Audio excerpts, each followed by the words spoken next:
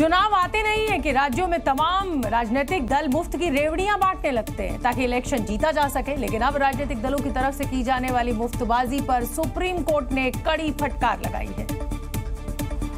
Justice B R. Gavai और justice AG. मसीह की bench ने महाराष्ट्र और दिल्ली चुनाव में की गई घोषणाओं का हवाला दिया। कोर्ट ने कहा कि चुनाव आते ही लाडली बहना जैसी योजनाएं लागू करने की बात होती है। दिल्ली में कोई 2100 रुपए तो कोई 2500 रुपए देने की बात कर रहा है।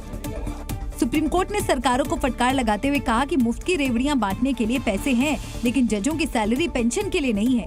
कोर्ट ने कहा कि राज्य सरकारों के पास उन लोगों के लिए पैसा है जो कुछ नहीं करते, लेकिन जब जजों की सैलरी की बात आती है तो सरकारें पैसा नहीं होने का बहाना बनाती हैं। दरअसल सुप्रीम कोर्ट में ऑल इंडिया जजेस एसोसिएशन ने 2015 में जजों की सैलरी और रिटायरमेंट बेनिफिट्स को लेकर एक अपील दायर की थी। इस अपील में कहा गया था कि समय पर ना तो उनको वेतन मिलता है और ना ही रिटायरमेंट से जुड़े दूसरे लाभ मिल पाते हैं। रेवड़ी पॉलिटिक्स और फ्रीबीज भारत की चुनावी पॉलिटिक्स में जीत का आजमाया हुआ फॉर्मूला है, जिस पर सुप्रीम कोर्ट ने सरकारों को कड़ी फटकार लगाई है। वन नेशन वन इलेक्शन को लेकर संयुक्त संसदीय समिति की पहली बैठक आज दिल्ली में हुई।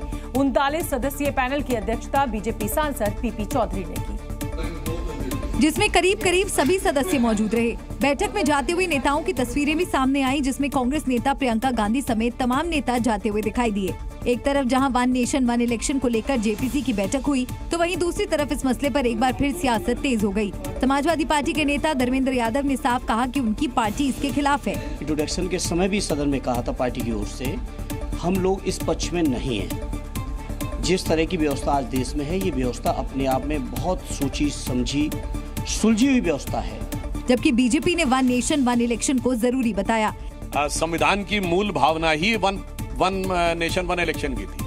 पहले 4 चुनाव 51 के 57, 62 एंड 67 तो वन नेशन वन इलेक्शन पे हो रहे थे। परिस्थिति तो उसके बाद जगी।